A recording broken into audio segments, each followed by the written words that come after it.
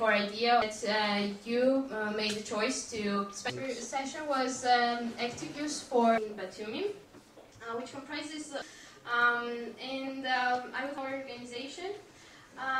მოხარული ვარ რომ მონაწილეობას ვიღებ, რადგან ჩვენ ამ 3 დღის განმავლობაში შევიძენთ ბევრ ახალ მეგობარს, გამოცდილებას მივიღებთ სიტყვის სწავლა და რაც შეეხება საჯარო დებატების გამართვას და ეს ევროკავშირის ახალგაზრდული პარლამენტის წლებია, რაც სესიებს ატარებს და საქართველოში კი პირველად გაიმართება ბათუმში და დარწმუნებული ვარ, რომ დიდი და საინტერესო დღეები გველოდება წინ. მომდევნო 3 დღის განმავლობაში ჩვენ ნამდვილად ფორმალურად დაუახლოვდებით საპარლამენტო სესიას, რომელიც როგორც იმართება საკომიტეტო მუშაობები, შემდეგ თითოეული დელეგატის წარდგენა და მცხარე დისკუსიები, დებატების წესით, რაც ყოველთვის აუცილებლად თავისთავად გამოიმუშავებს სხვადასხვა უნარჩვევას, როგორიც არის სიტყვის ხელოვნება, დებატების კულტურა და ასე მრავალი სხვა.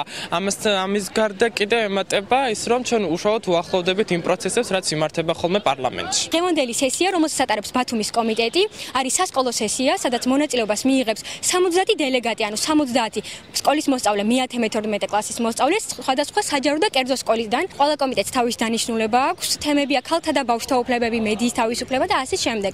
21 აპრილს გენერალურ ასამბლეაზე იქნება დახურითი ცერემონიალი, სადაც კომიტეტები წარმოადგენენ თავიანთ რეზოლუციებს.